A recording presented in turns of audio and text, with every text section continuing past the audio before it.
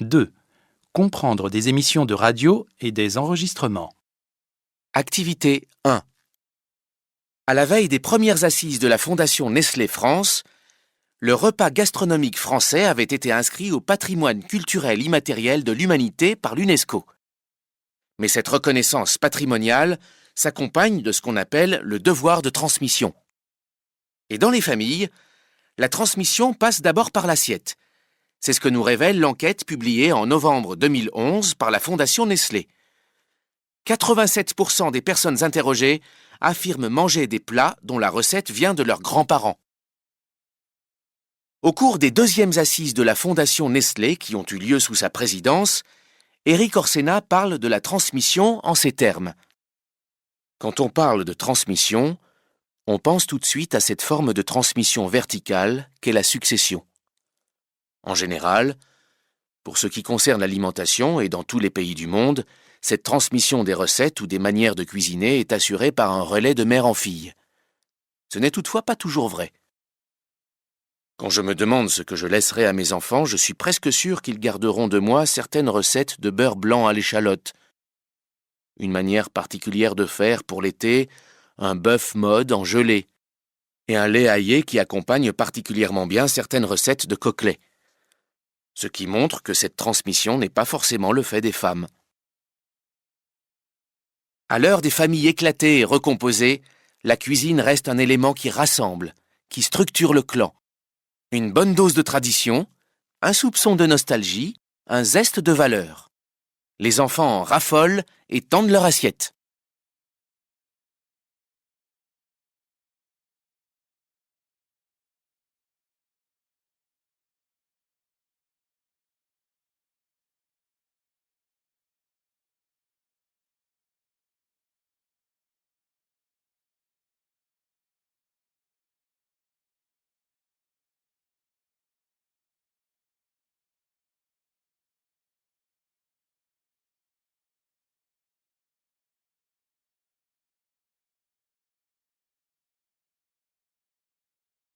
Activité 2.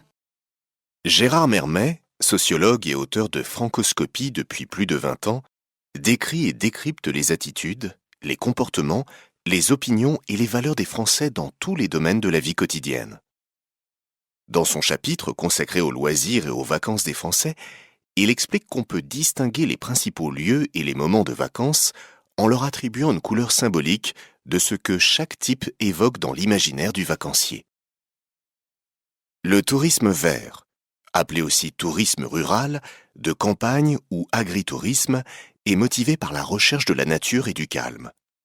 Il se caractérise par une durée de séjour plus courte que pour les autres destinations, le temps de se ressourcer à la vue des arbres, des fleurs ou de l'eau des rivières. Le tourisme bleu, lui, est orienté vers la mer, mais aussi plus largement vers l'eau sous toutes ses formes, lacs, rivières, torrents. Il est aussi à l'origine de l'intérêt pour la thalassothérapie, la croisière ou le tourisme fluvial. Le tourisme blanc est celui qui conduit vers la pureté et la froideur des montagnes enneigées en hiver, parfois aussi en été, si l'on recherche des neiges éternelles qui forment un contraste saisissant et rassurant avec le monde de l'éphémère. Le tourisme gris est celui pratiqué dans les villes. Il est plus sensible à l'artificiel qu'à l'authentique, qu'à la nature.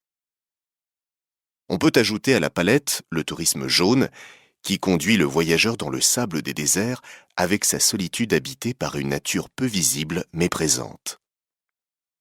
Enfin, le tourisme multicolore est celui des circuits, qui permettent de mélanger quelques-unes des couleurs offertes aux voyageurs. Bleu aquatique, vert campagnard, blanc montagnard, jaune désertique, gris urbain. Un arc-en-ciel de sensations.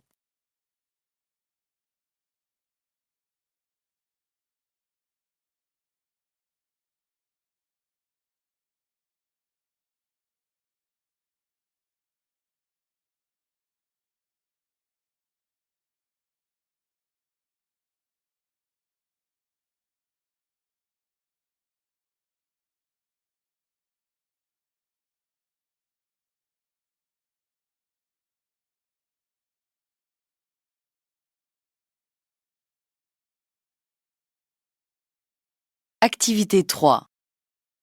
Depuis quelque temps, on a vu apparaître une étiquette verte sur des centaines d'articles. Denrées alimentaires, mais aussi shampoings, rames de papier, bouteilles de gaz et même portes et fenêtres. Le but ? Nous renseigner sur leur impact environnemental. Cette initiative du ministère de l'Écologie vient en application du Grenelle de l'environnement et est réalisée avec des entreprises volontaires, des fabricants et des distributeurs.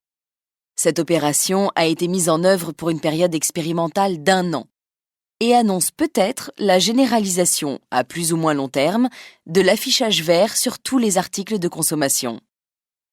L'étiquette verte tente de chiffrer l'impact de l'ensemble du cycle de vie d'un produit depuis sa fabrication sur 3 points clés. Les émissions de gaz à effet de serre, et donc principalement de gaz carbonique, l'impact sur la pollution de l'air ou de l'eau, et le poids dans la consommation des ressources naturelles comme le pétrole, le bois, l'eau, etc. Ces critères varient d'après les familles de produits.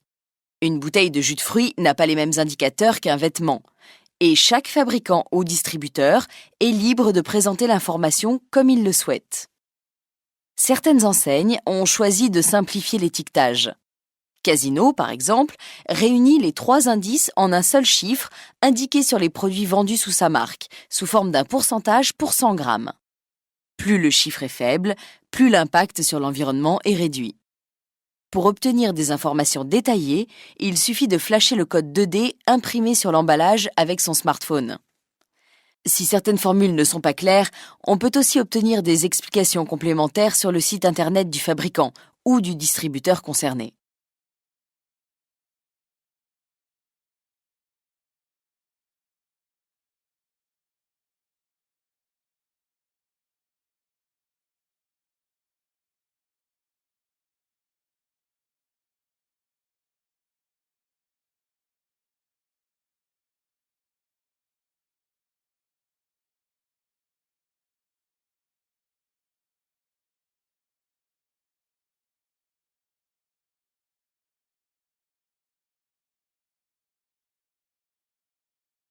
Activité 4. Les souvenirs de David Fenkinos. Mon enfance est une boîte pleine de nos souvenirs. Ainsi parle le narrateur alors qu'il vient d'enterrer son grand-père. C'est l'occasion pour lui de repasser le film de cette enfance aux côtés de ses aïeuls, dont il retrace l'existence par bribes. Il pleuvait tellement le jour de la mort de mon grand-père que je ne voyais presque rien. Perdu dans la foule des parapluies, j'ai tenté de trouver un taxi. Je ne savais pas pourquoi je voulais à tout prix me dépêcher, c'était absurde. À quoi cela servait de courir ? Il était là, il était mort. Il allait à coup sûr m'attendre, sans bouger. 2 jours auparavant, il était encore vivant. J'étais allé le voir à l'hôpital du Kremlin-Bicêtre avec l'espoir gênant que ce serait la dernière fois. L'espoir que le long calvaire prendrait fin. Je l'ai aidé à boire avec une paille. La moitié de l'eau a coulé le long de son cou et mouillé davantage encore sa blouse, mais à ce moment-là, il était bien au-delà de l'inconfort. Il m'a regardé d'un air désemparé, avec sa lucidité des jours valides. C'était sûrement ça le plus violent, de le sentir conscient de son état. Chaque souffle s'annonçait à lui comme une décision insoutenable. Je voulais lui dire que je l'aimais, mais je n'y suis pas parvenu. J'y pense encore à ces mots et à la pudeur qui m'a retenu dans l'inachèvement sentimental. Une pudeur ridicule en de telles circonstances, une pudeur impardonnable et irrémédiable. J'ai si souvent été en retard sur les mots que j'aurais voulu dire. Je ne pourrai jamais faire marche arrière vers cette tendresse. Sauf peut-être avec l'écrit, maintenant. Je peux lui dire, là. David Fenkinos, né en 1974 à Paris, est un romancier français. Avec son frère Stéphane, il a tourné une adaptation de son roman, La délicatesse, pour le cinéma. Le film est sorti sur les écrans en décembre 2011.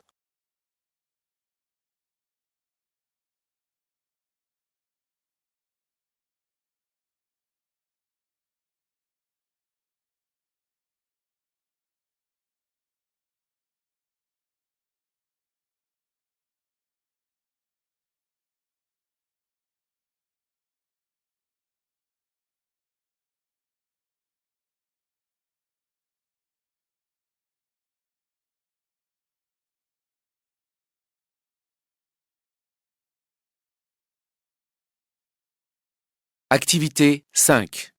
Énergie propre, traitement des déchets, aménagement du territoire, l'environnement est un secteur porteur qui attire et recrute. Mais face à la quantité d'offres de formation, comment choisir celle qui correspond le mieux à votre projet et vous garantit un emploi durable? Certains voient en lui un Eldorado économique, ou carrément le vivier d'emploi de l'avenir. L'environnement est un secteur porteur, renvoyant à des spécialités: climat, biodiversité, économie d'énergie, traitement des déchets, bâtiments, transport, qualité de l'air, et à des métiers nombreux et extrêmement diversifiés: technicien forestier, animateur nature, ingénieur analyste de l'air, hydrobiologiste, agent de station d'épuration. On y note à la fois une création d'emplois nouveaux et un verdissement de métiers déjà existants, comme dans le bâtiment, l'industrie ou la logistique. Après le Grenelle de l'environnement lancé en 2007, une révolution verte doit être menée, avec plus de 500 000 emplois créés entre 2009 et 2020, selon Jean-Louis Borloo, alors ministre de l'écologie. Seulement, la crise a freiné le processus.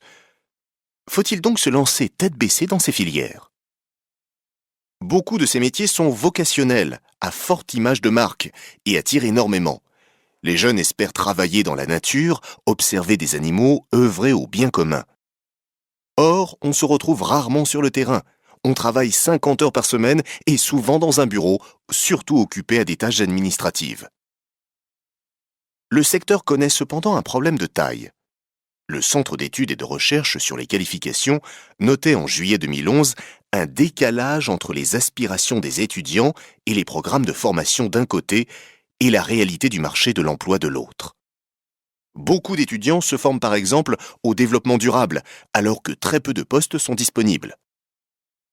Avant de choisir son cursus, il faut donc se renseigner précisément sur la profession souhaitée, via des stages ou du bénévolat notamment, afin d'évaluer au mieux les compétences et diplômes demandés.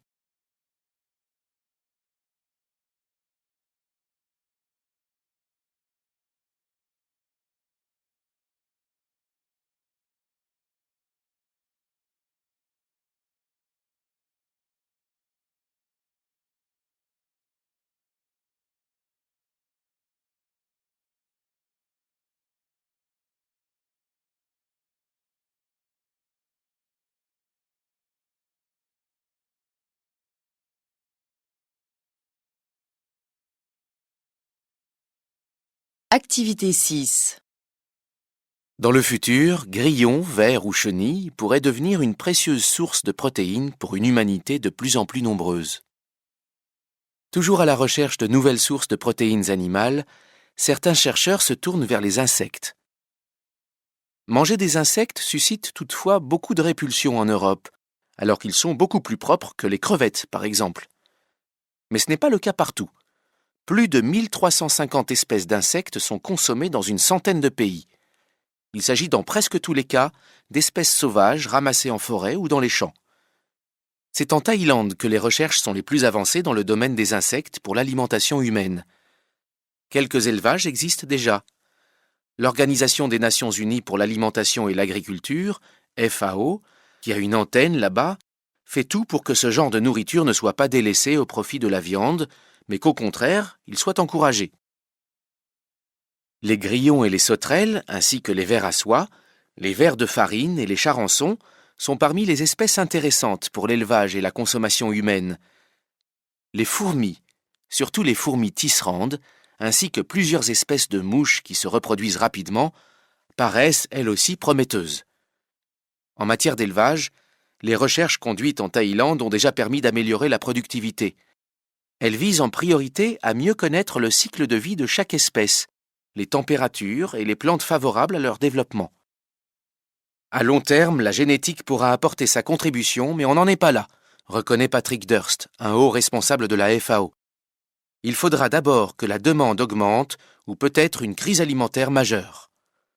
En attendant, les insectes pourraient aussi être employés comme ingrédients dans des sauces ou des biscuits, ou même transformés directement en farine.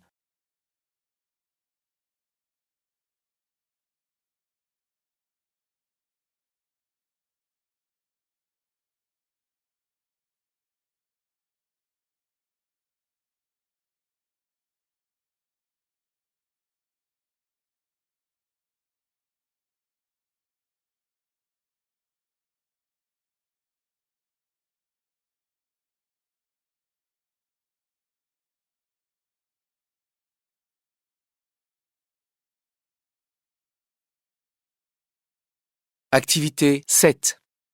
Le philosophe Emmanuel Jaffelin vient de publier L'éloge de la gentillesse aux éditions François Bourin. Un livre d'actualité en cette journée internationale de la gentillesse célébrée chaque année le 13 novembre. Pour l'auteur, la gentillesse n'a pas la reconnaissance qu'elle mérite. Méprisée par l'élite et les intellectuels, la gentillesse est aujourd'hui reléguée au rang des petites vertus. Son histoire est celle d'un discrédit. Née dans la noblesse romaine, dénigrée dans le christianisme, réhabilitée à la Renaissance, elle s'étiole comme une fleur fanée dans la démocratie marchande. Le contraire de la gentillesse, ce n'est pas la méchanceté, mais le cynisme. Après avoir reconstitué, au fil de siècles de culture antique et chrétienne, le destin de la notion de gentillesse, oubliée des philosophes et méprisée socialement, Emmanuel Jaffelin l'érige en valeur positive et lui redonne sa noblesse. Parce qu'elle permet de s'anoblir soi-même, par petites touches au quotidien, en oubliant son ego et en s'ouvrant à autrui. Parce qu'accéder à la gentillesse est une action morale à la portée de tous, qui n'a pas les exigences inatteignables de la perfection des saints. La gentillesse que célèbre Emmanuel Jaffelin s'exerce en effet quand on veut et quand on peut. La gentillesse, la vraie, qui n'est ni attitude naïve ni affectée, perd alors définitivement de sa connotation de faiblesse pour se transformer en force douce.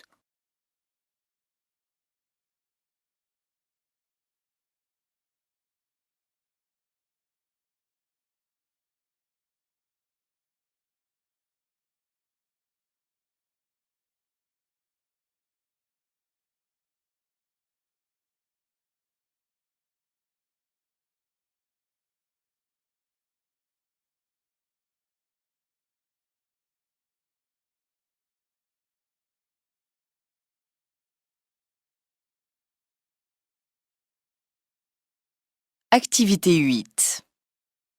Et maintenant notre rubrique Idées pour le week-end. Alors Myriam, qu'est-ce que vous nous proposez? Une visite dans un lieu de prestige, un lieu merveilleux.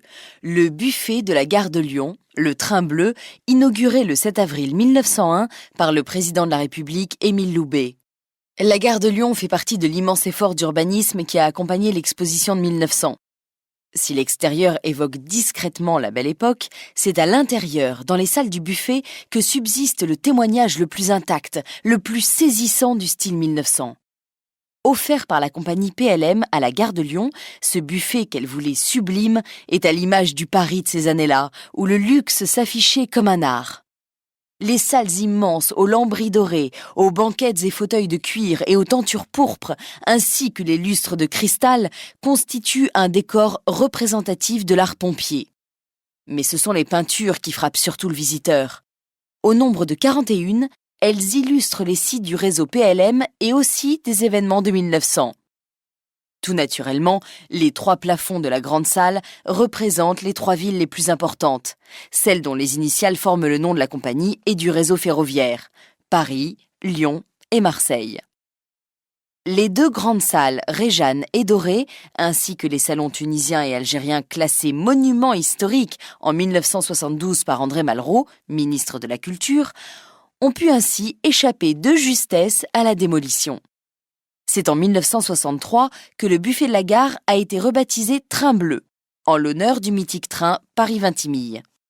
Ce n'est pas un hasard si beaucoup de personnalités célèbres des arts et des lettres ont été des habitués de l'endroit. Pour un brunch le dimanche matin, un thé ou un café gourmand l'après-midi, un bon déjeuner ou un dîner, rendez-vous au Train Bleu. Régalez-vous de son excellente cuisine de brasserie et de son merveilleux décor.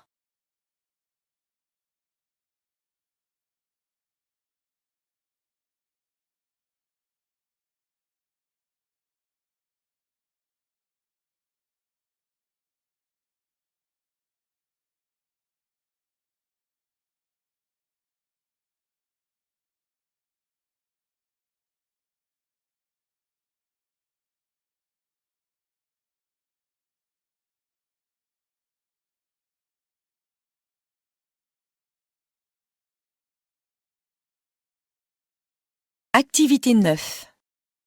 Une bonne cuisine se fait avec de bons produits. Mais comment se retrouver dans tous les logos qui s'affichent sur les emballages alimentaires? Que garantissent-ils vraiment? Au rayon alimentaire, les normes officielles en vigueur, en France et en Europe, permettent de se fier à des produits répondant à des critères de qualité précis. C'est ainsi que l'AOC française, appellation d'origine contrôlée, désigne un produit dont toutes les étapes de la fabrication, la production, la transformation et l'élaboration sont réalisées selon un savoir-faire reconnu dans une même zone géographique qui lui donne ses caractéristiques. C'est le cas du champagne ou du roquefort. L'appellation d'origine protégée, AOP, est l'équivalent européen de l'AOC. Elle protège le nom d'un produit dans toute l'Union européenne. Comme l'AOC, tout le monde connaît le label rouge. Identifiable à son logo vermillon, il désigne des produits qui, par leurs conditions de production ou de fabrication, ont un niveau de qualité supérieur par rapport aux autres produits similaires. Il couronne par exemple les volailles, les charcuteries, le saumon fumé, les fromages. Mais il n'est pas le signe d'un terroir. Autre sigle communautaire, l'IGP, indication géographique protégée, concerne des aliments aux caractéristiques liées à un lieu déterminé, où ils sont au moins produits ou transformés. Contrairement à l'AOC, l'IGP n'implique pas que toutes les étapes de production soient réalisées dans une même zone géographique. Les produits portant le logo européen STG, spécialité traditionnelle garantie, certifient le respect d'une recette et d'une méthode de fabrication traditionnelle, comme la mozzarella italienne ou le jambon serrano espagnol. Quant au logo bio européen et au logo AB, alimentation biologique, ils garantissent que le produit est issu d'un mode de production respectueux de l'environnement et du bien-être de l'animal. Évidemment, tous ces labels impliquent parfois pour les consommateurs des tarifs plus élevés. Ce n'est pas nouveau, la qualité a un prix.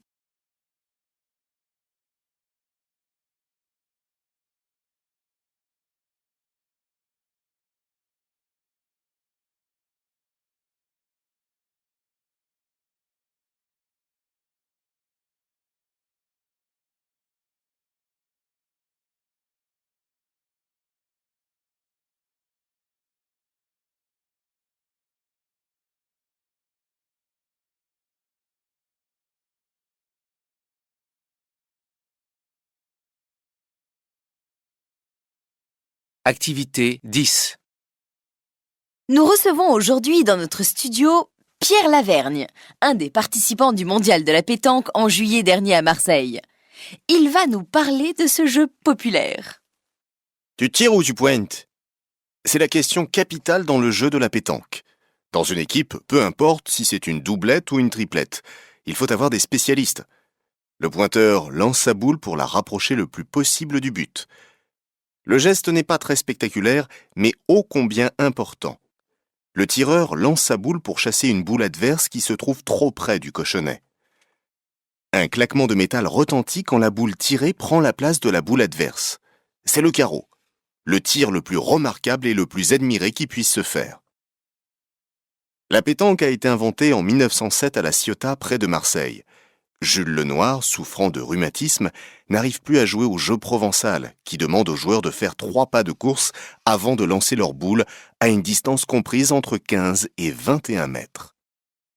Il trace un cercle devant le café, garde les pieds tankés, c'est-à-dire joints, et joue tranquillement les sphères en bois sur un terrain réduit à 15 mètres maximum. Les propriétaires de l'établissement, les frères Ernest et Joseph Petiot, comprirent vite l'intérêt du jeu simplifié. En 1910, le premier concours officiel de pétanque est organisé à La Ciotat. Les règles n'ont guère changé par rapport à la longue, le jeu provençal qui est toujours pratiqué dans le sud de la France. Prenons le mondial La Marseillaise, le plus grand concours du monde qui rassemble aujourd'hui plus de 14 000 joueurs du monde entier. Cette fête populaire, qui réunit amateurs et professionnels à Marseille début juillet, se joue en triplette. 3 joueurs contre 3, chacun avec 2 boules. Le pointeur envoie le bouchon, de préférence en bois de buis, à une distance de 6 à 10 mètres du cercle tracé et lance sa première boule. L'équipe adverse doit placer la boule en métal d'un poids entre 650 et 800 grammes, le plus près du cochonnet pour reprendre le point. Tu tires ou tu pointes? C'est là que la question capitale se pose. Les professionnels écartent tout de suite une boule dangereuse d'un tir puissant. Les amateurs se contentent de glisser la boule plus près du but par un pointage astucieux en roulant ou en plombant la boule. La partie se gagne en 13 points. Une belle finale du mondial La Marseillaise peut durer facilement 3, 4 ou 5 heures. Mais la question « tu tires ou tu pointes ?» ne se pose pas seulement à Marseille. Loin de là, la pétanque est un sport populaire qui se pratique partout, dans toutes les villes et les villages du sud de la France, sur des boulodromes, des places, des parcs ou même des chemins. Les terrains de légende existent toujours, comme la place des Lys à Saint-Tropez où Henri Salvador s'adonnait à son jeu préféré. Comme le berceau de la pétanque à La Ciotat qui a été grignoté par les promoteurs de l'immobilier, mais qui sert toujours le pastis pour les compétitions des autochtones.